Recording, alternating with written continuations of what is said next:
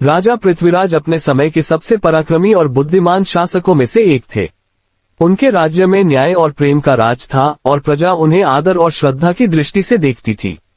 उनकी रानी देवी मृणालिनी सुंदरता और सौम्यता की प्रतीक मानी जाती थी।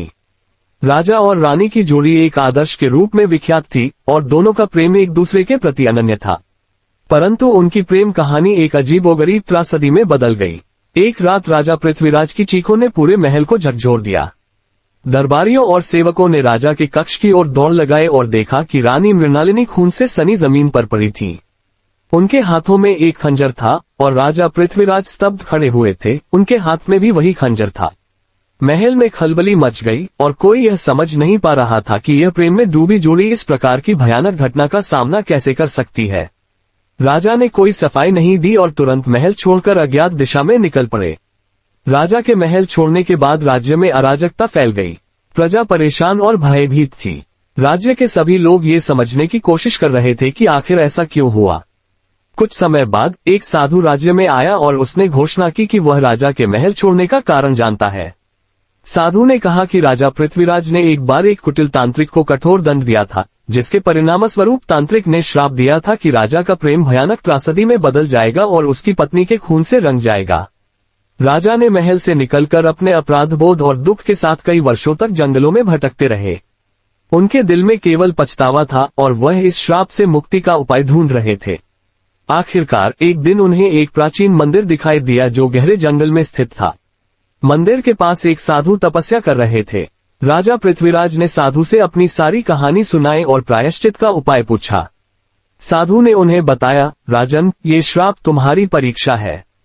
इस श्राप से मुक्त होने का एकमात्र उपाय है कि तुम पहाड़ों की एक कठिन यात्रा करो और वहां एक शिला के नीचे सोई आत्माओं से प्रायश्चित का आशीर्वाद मांगो। परंतु ये यात्रा आसान नहीं होगी। तुम्हें रास्ते में कई भयंकर राक्षसी शक्तियों का सामना करना होगा जो तुम्हारे साहस, प्रेम और पश्चाताप की परीक्षा लेंगी। यदि तुम ये यात्रा सफलतापूर्वक पूरी कर सके तो रानी की आत्मा को शांति प्राप्त होगी। राजा पृथ्वीराज ने साधु से आशीर्वाद लिया और कठिन यात्रा पर निकल पड़े।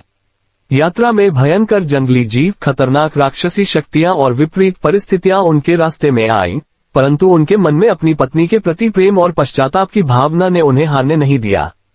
अंततः कई कठिनाइयों का सामना करते हुए वे पहाड़ की चोटी पर पहुंचे।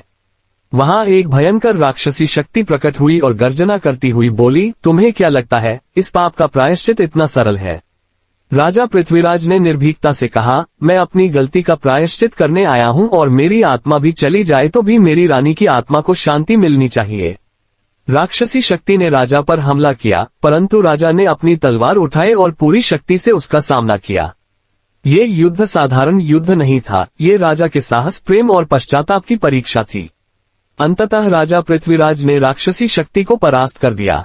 युद्ध समाप्त होते ही चारों ओर का अंधकार छट गया और रानी मृणालिनी की आत्मा प्रकट हुई। उसके चेहरे पर शांति थी। उन्होंने राजा को आशीर्वाद दिया और कहा, तुम्हारे प्रेम और साहस ने मुझे शांति प्रदान की है। अब मैं मुक्त हूँ। रानी की आत्मा ने राजा पृथ्वीराज को आशीर्वाद देकर विदा ली। राजा पृथ्वीराज ने अश्रुपूरित नेत्रों से रानी को विदा दी। इस दिन के बाद राजा ने अपने राज्य में लौटकर फिर से न्याय और प्रेम का राज्य स्थापित किया और जीवन भर एक सच्चे और न्यायप्रिय शासक बने रहे।